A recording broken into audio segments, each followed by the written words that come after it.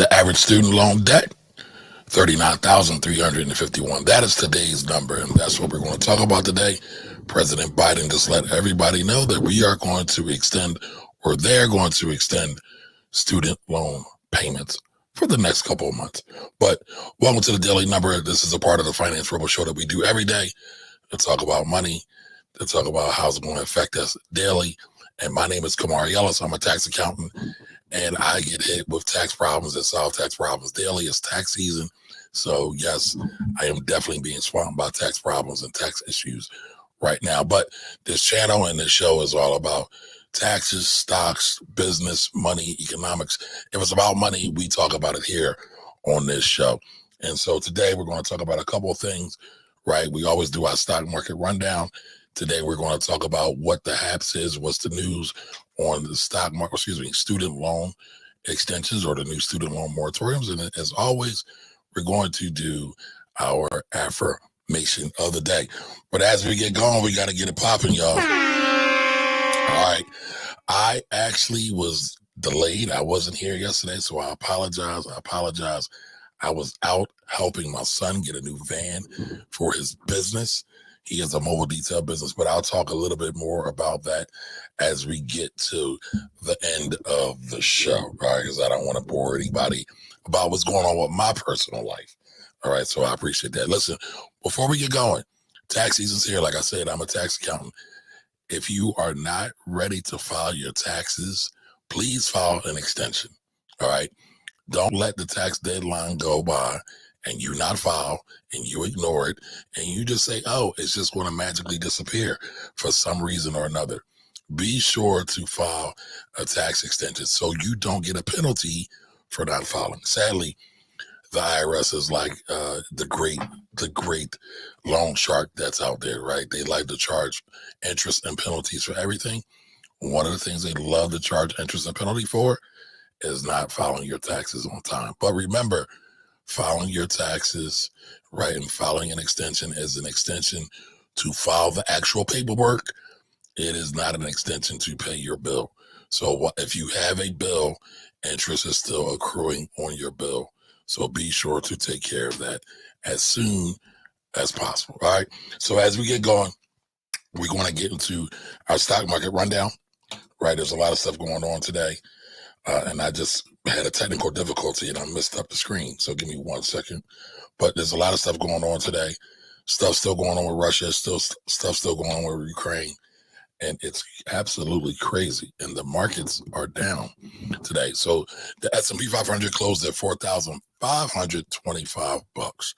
All right. So year to date, the S&P 500 is still down. Oops, didn't mean to do that. See, I had this all set up before I went live, but then I messed it up. All right. But the S&P 500 year to date is down 5%. So it's not totally bad, not totally good. We got a lot of things going on. I'm pretty sure everybody saw the talk about Elon Musk buying a 9% stake in Twitter. Twitter stock jumping like crazy. And Elon is now going to be on the board of Twitter. What do y'all think about that? What do y'all think about Elon being on the board of Twitter? I'll say this. Elon's very reckless. I know everybody loves Elon, and I know y'all get mad at me when I talk about Elon. The whole church of Elon gets mad at me when I talk about Elon. So I'm not going to talk about it today, but I just got a question. What do y'all think about Elon being on the board of Twitter? All right. So crude oil, just give me a second for my screen to spin up. $100, $100.98 per barrel. So gold's down. It was actually below 100 earlier when I looked at this, but now it's at 198 because remember the markets are fluid. They really don't close. There's always some type of trading going on somewhere, somehow. Guess what though? Oil's still up. Gas still up. Oil is up year to date, roughly 33.84%. That is definitely down a lot from those highs of almost 50% year to date. So oil is down. Again, Biden is releasing oil out of the strategic reserve, or the SPR, the strategic petroleum, the strategic petroleum reserve, about 1 million barrels a day I'm not a big fan of it, but hey, it is what it is. Nobody asked me about it, and that's definitely above my pay grade. All right, but again, that's starting to give a little bit of relief. Not seeing a whole lot of relief in terms of gas just yet, but we will see what happens. But as we know, we're coming up to what's called summertime drive. That's when everybody starts to hit the road, go to the beach, go see grandma, go see Nana, travel and see family. And that's when the gas oil mixture changes. And so gas prices tend to go up. All right. Now, gold. Gold is $1,923 per troy ounce. All right. So gold has been coming down. Gold has been coming down. And again, I guess people are still getting a little bit leery of what's going on in Russia and Ukraine. So they're not so much worried because, like I said, people like to flee to safety or flight to safety or a safe haven asset of gold. And people aren't going to it as much. They're starting to back down. Again, it's still at pretty highs here. Oops. All right, it's still at pretty high numbers here, right? Because we've seen gold go down lower than $1,100. Gold goes into these cycles. So when we have high inflation, gold tends to run up. When we have times of war, gold tends to go up. And when things are relatively peaceful, gold tends to fall. So I'm expecting gold to really, if we can get past this whole Russia-Ukraine thing, I'm expecting gold to go down at some point. But who knows? Who knows what's going to happen, right? They are now accusing Russia of war crimes. I think that's clear. I think that's apparent. And so we will see. We will see. Hopefully we can get through this a lot sooner than later. Now, Bitcoin. I know everybody's always excited about Bitcoin. I'm more excited about blockchain. If you don't know what blockchain is, but you heard of Bitcoin, please go look up blockchain. All right, so Bitcoin closed at $45,019. Again, Bitcoin closed at $45,019. Remember, I've been talking to you all about the correlations between the stock market, right, which I use the S&P 500 to measure, and Bitcoin. And so Bitcoin is down roughly 3%, 2.81% year to date. What is also down? The stock market is also down. So they've been really playing kind of monkey see, monkey do. They're following each other these lately. So you always have to ask yourself, do you want assets that are correlated and follow one another, or do you want to try to get real diversification? So keep that in mind. As we go through everything, right? And as you are putting together your own personal portfolios. All right. So again, today wanted to talk a little bit about student loans. Are any of you all suffering with student loans? I know I am. Right now, the average student loan is $39,351. Sadly, my student loans are way more than that.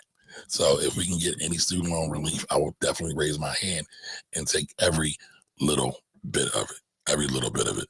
But I was looking over student loans and some of the articles that are going on out there. It's really interesting.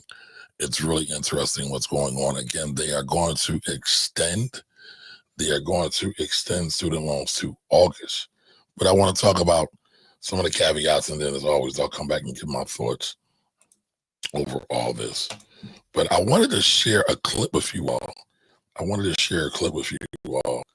Give me 1 second, because there's an interesting argument that is always taking place. And that argument is, should you invest? Should it be? And I thought this answer was pretty good. And I messed up again, y'all. So bear with me. I think I want to qualify for the most errors made during a live stream by anybody on YouTube. So give me 1 second, everybody, and I will share this in 1 second. Because I always forget to hit the little button when it comes to sharing the stream and sharing the audio. But here we are. So this is a lady who I want to say her name is Dylan, but I actually like her a lot. I like her advice. I actually follow her on Instagram, and she's now become a contributor. And I think she has a podcast with CNN.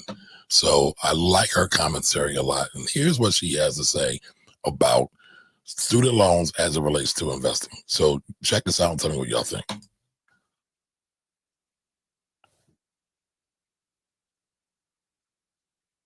Bueller. Oh. It's controversial to say this, and I don't know why, which is why I talk about it. But I truly believe that people cannot afford to not invest and just solely focus on paying off student loans, mostly because it's going to take many, many years. The average time it takes someone to pay off student loans is around 20 years. So imagine telling somebody, don't invest for those 20 years until you are debt free. That is absolutely ludicrous. Like, you're never going to get that time back. So what I tell people is it's important to pay yourself. Yes, pay your bills, but you are your top priority. And if you don't prioritize yourself over those bills, no one else will, right? You are able to borrow for your education.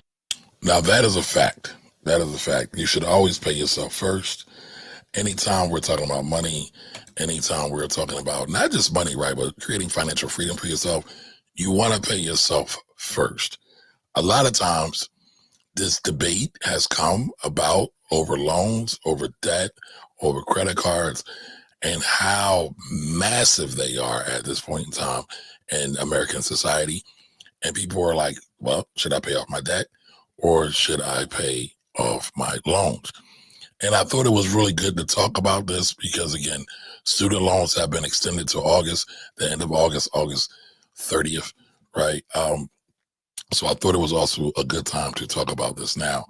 And why, right? A lot of times you have to ask yourself, why are people even proposing these questions?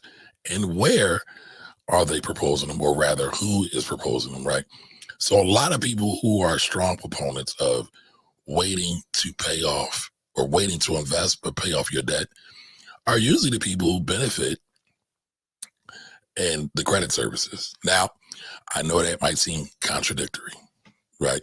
But they're telling you to focus more on your debt. But your average individual, once they get into debt, they kind of stay in debt.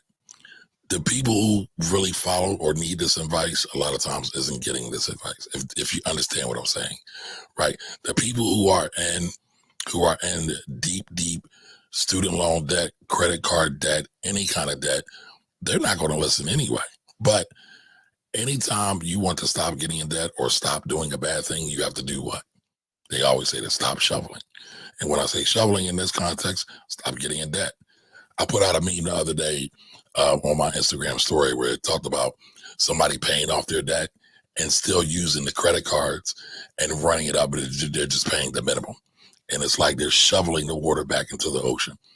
You can't win that. You can't win that. So you have to do something a little bit different.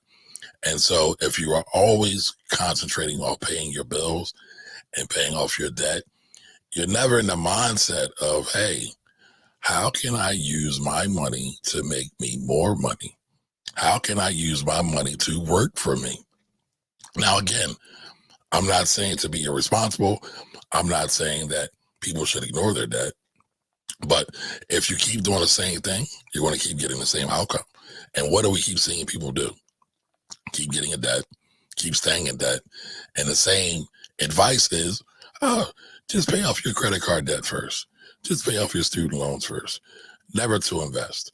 But anybody will tell you, right? Any wealthy person, and you don't have to have them verbally tell you or write it to you or send it to you and a carrier pigeon, right? You just watch what they did. A lot of wealthy people, millionaire, billionaires, whatever you want to call them, they put all of their assets and focus them on a thing that could generate them more money, more appreciation, and have a bigger outcome for them. Oftentimes, they miss making some major payments, mortgage payments, car note payments, right?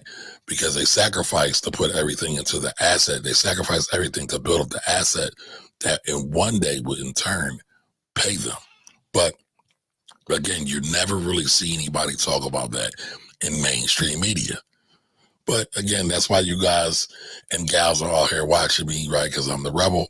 And if you go look and see what I'm talking about, it's real. So again, don't believe me. I always tell folks, go do your research.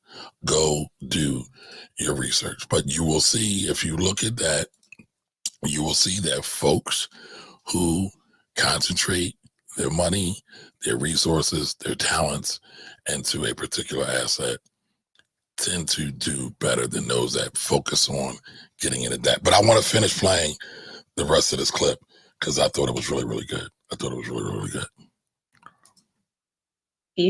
But there is no loan for retirement. And so I tell people, try to balance it if you can. Obviously, investing. I want y'all, did y'all hear that? Did y'all hear that? There's no loan for retirement. Again, I want somebody put that in the chat, please. I want y'all to remember that. I want you to etch that in your brains. All right. There is no loan for retirement. So you have to take care of yourself. I forgot she said that, but that's a really, really crucial point. Really, really crucial point. So I don't want anybody to miss that.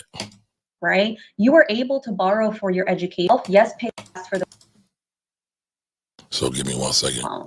Mostly because it's going to take many, many years. The average time it takes someone to pay off student loans is around 20 years. So imagine telling somebody, don't invest for those 20 years until you are debt free. That is absolutely ludicrous. Like, you're never going to get that time back.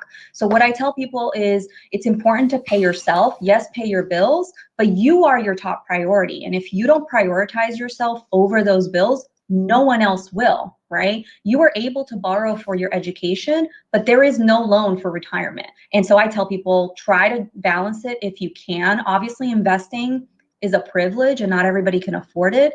But if you're in a position where you can go above the minimum payment on your student loan, think about splitting that payment between the loan and investing in your future.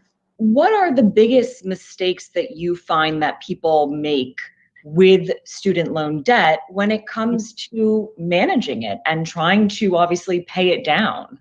I think the biggest one, and I understand why people do this, is avoiding it completely, because the anxiety that comes with looking at such a massive debt is overwhelming, right? And mental health is very linked with how people are dealing with student loans right now, and it's affecting people in an extremely negative way. The other issue, and I also made this mistake, that borrowers make, is leaning into deferral and forbearance without really understanding what those are. So I immediately, as soon as I graduated law school, I couldn't call Navient and Sally Mae. Now that's a great point, right? A lot of people defer student loans way longer than they should. I know, me personally, I've deferred a lot of my student loans. Part of it was due to my circumstances. Again, at the time when I was getting my student loans, I was a custodial parent. I don't like the term single father, but I was a custodial parent. Me and my son, Temple University, well, probably community college as well. Got to give a shout out to community. But I used my student loans sometimes to live off of because it was just me and him at one point. So, and then when I graduated, when I became a financial advisor, my money was so up and down, and I got into a couple battles with the companies for my pay and my compensation. I'll save that story for another day, but they didn't want to pay me. Even though I met my requirements, I just didn't meet them in the way that they wanted. But I'll tell that story another day as well. But, I had to defer my loans, still working on my student loans now. But again, the principle is, right, we got to focus on the principles. The principle I don't know which one's right, is to pay myself first. And part of paying myself first is to save and to invest, right? To save and to invest. You already know, if y'all rock with me for a while, you already know I'm a big fan of having at least a year's worth of cash reserve in your emergency fund, or what I like to call my opportunity fund, right? So that also side, and I know it might sound like a lot, but you can start with your first $1,000, right? It's tax season. Some of y'all got some tax refunds coming, right? You put that tax refund aside after you get that first 1,000, or to add to that first 1,000, right? Anytime you get an increase or a raise, don't increase your lifestyle. Put that raise money aside, or that bigger check or that bigger paycheck money aside. So there's some things that you can do to really build up your cash reserve if you are really tedious and serious about it. All right. If you are really tedious and serious about it. So let's continue on to hear what she had to say, because I thought she had a lot of good info here. So let's go back.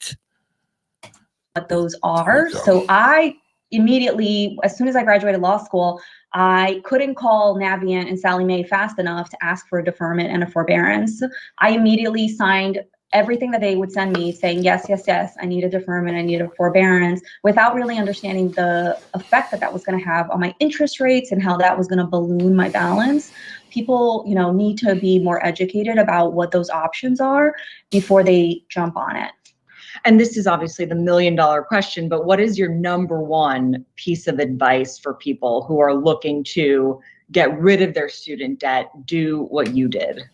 Yeah, I think for me, I am very goal oriented. So I chose like a debt-free date. So I sat down, I looked at my numbers, and I basically set a date by when I was going to become debt-free. And I worked my way through that. I suggest doing this together with a friend or a family member who's also paying down debt so that you can work on it together, because it can feel very isolating. Again, the shame, the isolation of debt makes you like push it down further and avoid it. So speaking it out loud, sharing it with a friend and working through it together may be a solution for some.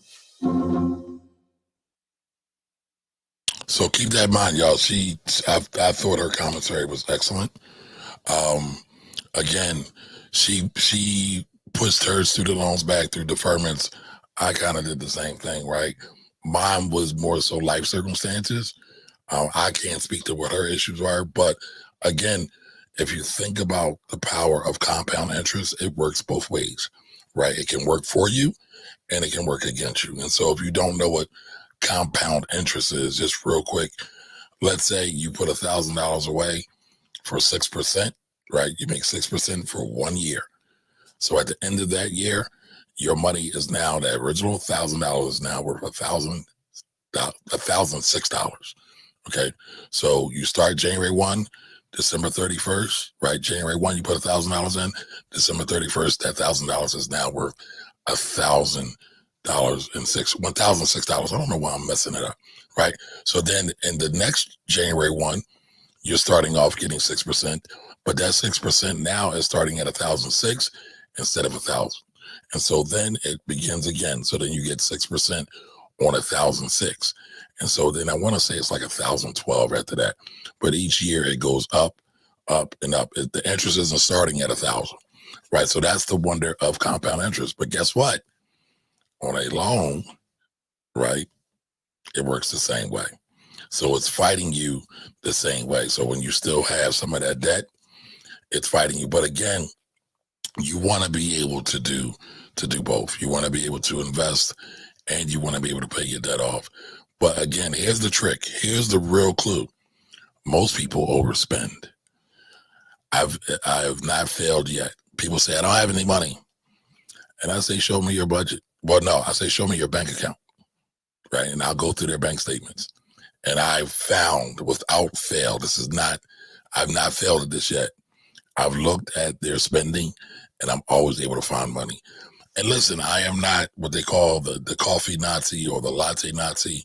I don't believe in starving yourself or not living, a good quote unquote life, right? Sometimes you got to do what you got to do to get to the promised land, to get to your goal where you want to go. And I'm always usually able to find some extra money. So again, it's Akira, I see what you're saying, but the goal is still annual. It's still annual. I said it right.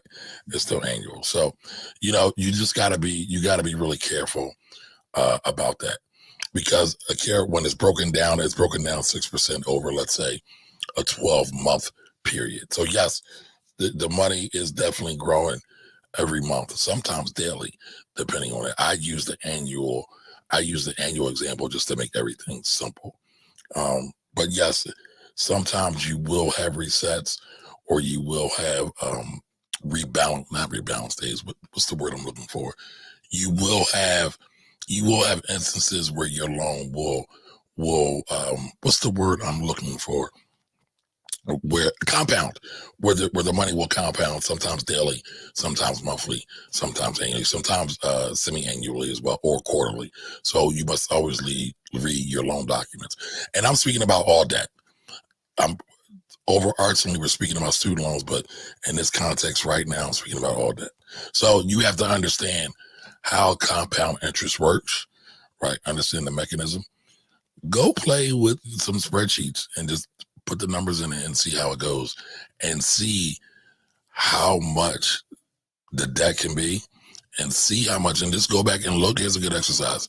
See how much your debt is and what the rate is, and then go back and look over the 20 years of the S&P 500 history, what the returns were, and just see how it worked out, right? Because if you just would have paid off your debt, you would never have any money. It would just be gone. Had you paid your debt and put money to your investing, we're using the S&P 500 as a proxy today, see how much money you would have there. All right. So I want y'all, again, to just keep in mind that a lot of this stuff gets a little crazy. But student loans will be in a moratorium until August. Don't wait until the last minute. If you are not in a student loan payment program, make sure you get into one. All right. Make sure you get into one. Call the Department of Education and set up a payment program if you haven't done so already. Don't wait until the last minute. And there's a lot of income repayment plans, and there's all kinds of things you can do and you can explore. Don't wait until the last minute. I wanted to show y'all something, right? I told y'all I was out helping my son get a truck. Things have been crazy. And I don't know why I do these things, right? But I'm trying to help him find a truck. It's tax season, and we rock out daily, right? So things have been crazy. Like, time has been really crazy. But I'm really proud of my son. The name of his company is called Junior's Wash and Detail. And the crazy thing about it is he caught a lot of bad breaks. And so he had a truck. I think you all know I've talked about it before. He had a truck. It got hit. It got totaled. But sadly, it got hit by somebody with no insurance. And they ran off. So he wasn't able to do anything with that. But here, let's look at this real quick. I want to share this with you all. Give me 1 second. All right. Give me 1 second. And after we conclude the broadcast, I will definitely come back and take questions. Give me 1 second, y'all. So check this out. Started from the bottom. Show me the bottom then. Show me where you started from.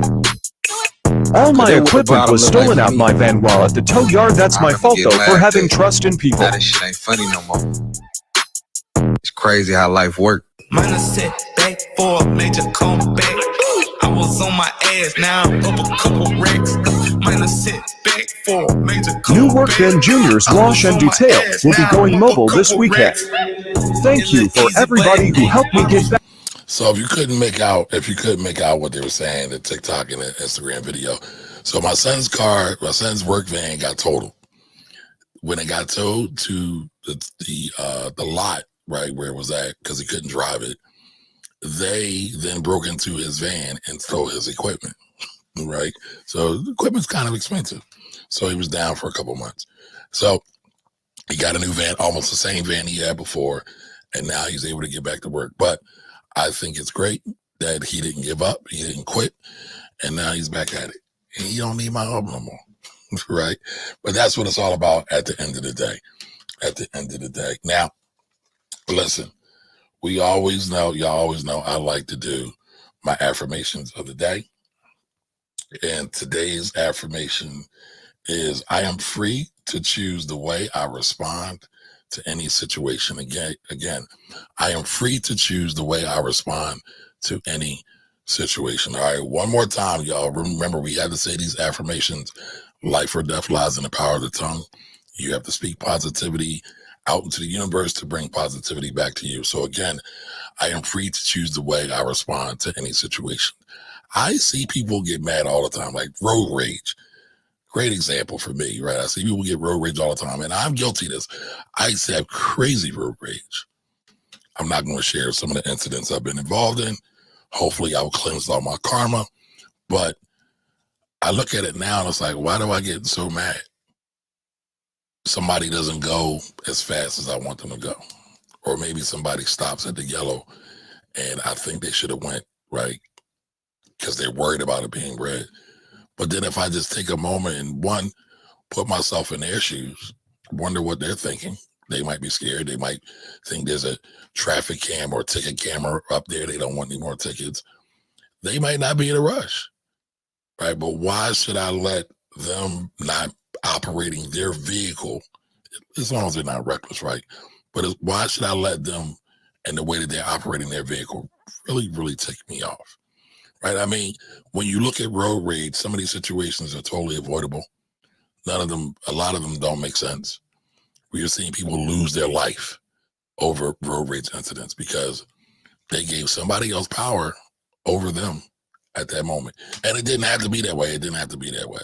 They could have just took a deep breath, a real deep breath, and said, you know what? I'm okay. I still got time. Right? Or if somebody cut you off in traffic, you're okay. It could have been worse, right? We still got time. And then, you drive accordingly. But there's no need in letting somebody else dictate your attitude, change your mood, right? Because remember, your attitude determines your altitude.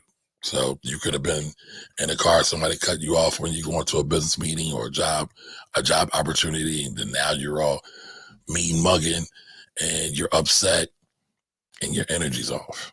And so when you go to that opportunity, your energy's off. And so you can't really let them see you shine. You can't let them see your God shine, right? Inside of you. So you got to keep that in mind, y'all. Keep that in mind, y'all.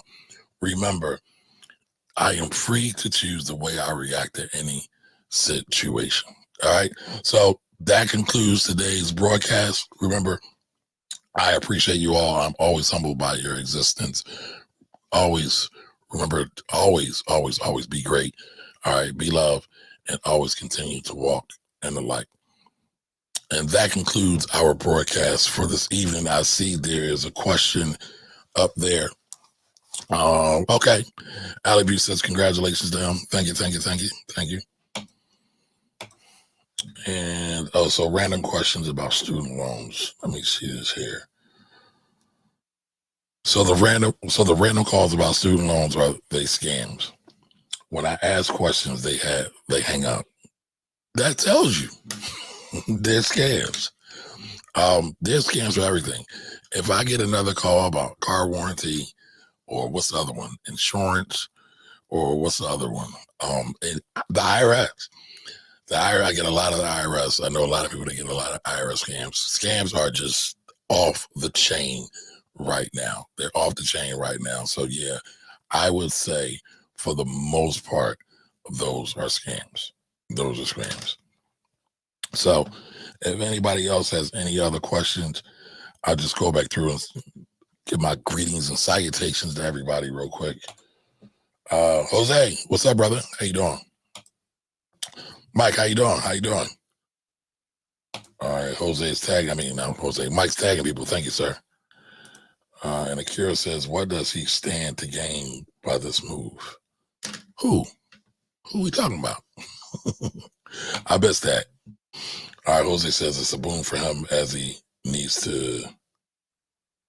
Oh, you were talking about Elon Musk. What does he stand to gain? He stands to gain. So, all right, let me back up. So the question was, what does he stand to gain as it relates to, one, getting a 9% ownership stake in Twitter, and two, becoming a board member on Twitter. So if y'all haven't paid any attention to Elon Musk, he likes to say very reckless, very flagrant things, especially as it relates to his position in Tesla as it relates to his investments in Bitcoin or Dogecoin, right? So he'll say certain things that will make the markets move. Sadly, so many people are members of the Church of Elon. The markets will move based on some of his commentary. So much so that he got in trouble with the SEC or the Securities and Exchange Commission, right? But Elon's the type of guy. He just wants to say what he wants to say when he wants to say it. I get it. I totally get it. But the reason why I would not, or why I don't think it's a good idea for Elon to be on the board of a Twitter, a major media company at this point, right? Everything happens on Twitter. Even though Twitter has not gotten the same traction as, let's say, a Facebook, an Instagram, or even a TikTok at this point, but everything breaks on Twitter first, right? The whole thing with the elections, anything with war, everything starts almost at Twitter first. So Twitter right now is almost like the news. So much so, news organizations also break a lot of things on Twitter there now, and they do it live. So, I really wouldn't want Elon Musk on the board of Twitter, a news organization, because he's not fair and balanced, no pun intended, right? He really is only looking to enrich himself. And I get it. He's a businessman. Twitter is a business looking to make money. But when you're putting out media, when you're putting out news, you want to be truthful. You want to be factful. At least that is what I believe, I guess, in my warped mind. I know that is not the state of media right now. You can see it. You either got the left or the right. And all the time, the left is bashing the right, and the right is bashing the left. They're both lying about each other, and nobody really is in the middle to say, hey, these are the facts. This is what really happened, and this is how potentially we can go about it. Or it gets so drowned out by the left and or the right that it's crazy. Now, I will say this. I am biased. I do think the right is a bit more crazier than the left, but I do think they're both trash for the moment. And I look at them, in my opinion, objectively. I try to do it unbiasedly, but it just like using common sense. A lot of times the right is not really interested in governing. And a lot of times the left, they're not so much interested in governing either, but at least they want to keep up the appearance of governing. So there's a bit of a difference there. All right. So Jose says it's a boom for him, as he needs a mechanism to promote not only Tesla but in all of his projects. Yes. Yeah. So this is like Elon buying the New York Times, right? It's one of the most coveted journalist organizations, right? It has influence, it has sway. Same thing for Twitter. So we shall see. We shall see. All right, so Akira 39 says if they can write off about 59K a month, then I can handle the rest. Hey, I know that's right. I'm guessing that's all of it, right? All right, y'all never answered the question. Were y'all able to hear the audio? All right, Akira said yes. All right, cool. All right. Angela says facts. Hey, Angela, how you doing? Thank you for joining us. I haven't seen you in a minute. Thank you for checking in. All right, she says facts. There's no loan for retirement, y'all. That's one of the buzzwords for tonight. There is no loan for retirement. All right, no loan for retirement. Ali got it. Akira got it. There's no loan for retirement, so don't pay student loans. No, that's not what she's saying. That's not what I'm saying. But I know you were making a joke. I got it. All right, Angela got it. All right. Yes, she's saying have balance. That's a fact. That is 1,000% true. Plan for your future because no one else will. Now, let's talk about this for 5 seconds, right? Because I talk about debt payments. One of the reasons why I'm not in favor of always just paying off debt right away, like that's the first thing you do, is because when people pay off their debt, especially when they don't have a lot of income or they haven't really figure out how to maximize their income, they tend to wind up in greater debt again. I've seen it time and time again. So when people, one, don't have the discipline to save and control their spending, and then they say, I'm going to pay off my debt. So they pay off their debt. They give all their money to the credit cards, right? They're cash poor. And then what happens? What happens? You know what they say? What can happen will always happen. Well, I messed it up. What's Murphy's Law? What's Murphy's Law? Somebody tell me what Murphy's Law is. I can't think of it off the top of my head. But what happens is somebody has an emergency. They don't have the cash to deal with it, right? And so since they don't have the cash to deal with it, they then go back into debt, whether it's debt that's available to them or debt that somebody else might extend to them that might be a family or friend, but it's debt nonetheless, right? That's a lot of reasons why payday loans are such a problem or such a drag on our communities. It's because a lot of times when they never planned and prepared to put money away, and they made the priority to pay off debt before they amassed an emergency fund. Y'all know I like to call it an opportunity fund. Right? They didn't do that. And so then the cycle continues. And I know that might sound a little harsh because y'all might feel like I'm talking about poor folks, and I'm not.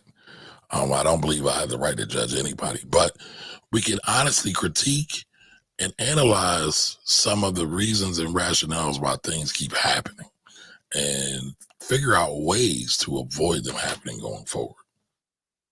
All right. And so what I see, especially for poor folks, is that we kind of do the same thing over and over again. Some of us get complacent. Some of us get beat down by life. A lot of us have mental health issues. But at the end of the day, a lot of us are not maximizing our divine given gifts, abilities, and talents. We're not doing that. We're not figuring out how to make more money. We're figuring out how to pay off debt. We're figuring out how to keep thinking about our debt. We're never able to think about how to make more money. And you know what they say? They say that it's not the person who has all the answers isn't really the smart one or isn't really able to create things. It's the one who has the questions, because the quality of the questions you ask will determine the quality of your life. So ask better questions and then move on some of those questions. So, all right, let's see. Did anybody else say anything? Yep. All right. Thank you for the correct. Congratulations to my son. All right. Good night to you, Akira. So Mary says, so the only contact is the Department of Education. Usually, now, if you have private loans, you need to contact whatever banks or whatever institutions you have with them to try to make some kind of payment arrangement. All right. All right, Jose says, our news is in favor of balance and of itself, but your point is valid. No, the news, I said that. I thought I did anyway. I meant to.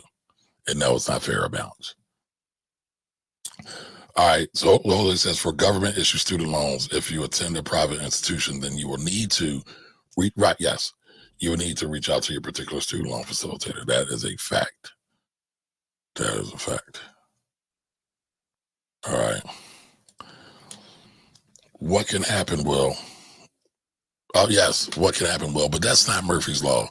Murphy's Law is what is something like what will go wrong, or what can go wrong will go wrong. Something like that. I ain't find it for me. Y'all ain't find it for me. All right. Jerry, what's up, Jerry? How you doing? Hey, Robin, how are you? What happened to? I was trying to find Murphy's Law. I don't want to get it right. I want to be accurate as much as possible. I want to be accurate as much as possible. All right, so here we go. Anything that can go wrong will go wrong. That's Murphy's Law. And it looks like, honestly, Murphy's Law is like a whole thing. It's like a whole thing. But I do believe what can go wrong will go wrong. So you need to be able to, think a little bit beyond this short-term moment and see what's going to happen later on. This is why history is such a great teacher. Again, history doesn't always repeat itself, but a lot of times it rhymes, right? It gets close to repeating itself. And so if you look at history and say, oh, last time I got paid, I spent all my money at the bar and then my lights got cut off. Well, maybe you might say, I shouldn't go to the bar. Or maybe you might say, last time I was at the bar for 5 hours and I went the same day I got paid. Well, maybe I'll just go 2.5 hours. I'll make some corrective adjustments. And then maybe my lights won't get turned off, right? I can still buy food for the week instead of spending all my money. Or, hey, just got paid. It's Friday night. I went to the mall. I wanted to get snazzy. I wanted to go out. I wanted to buy an outfit to go to the club. I don't know if anybody goes to the club anymore, especially with COVID, but y'all get the point, right? If all of your activities are geared towards spending money, being a consumer, a great materialist, a lot of times you're going to wind up in the same predicament. All right, so let's see who else we got here. Kira says, folks aren't poor, just not financially astute, and it's not something truly discussed in our community. That's true. Now, my mama, she never let me say we were poor. And there's a lot of days our lights got shut off, water got shut off, a lot of things happened. But she never let me say we were poor. Funny as that is. All right, anything that can go wrong will go wrong. Yes, ma'am. All right, we got it. Jose chimed in as well. Thank you. All right, Ali chimed in. All right. Yep. All right, we got it. Mission is accomplished. But yeah, so again, part of the reason I like to talk about these issues is to look at different ways to approach and attack them.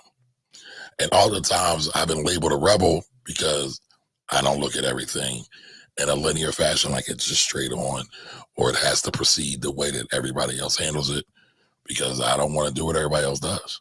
I don't want to be average in that way. I don't think y'all want to be average in that way too. So again, thank you for rocking out with me tonight and every night. I will be back tomorrow at 8 p.m.-ish. Right, I was super late today because, again, help my son, tax season's crazy, dealing with clients, but I'm committed to be here every day. So don't forget about me. Set the alarm, set the notifications, and I'll see you back here tomorrow at 8 p.m. Y'all have a great night and y'all stay great. Later.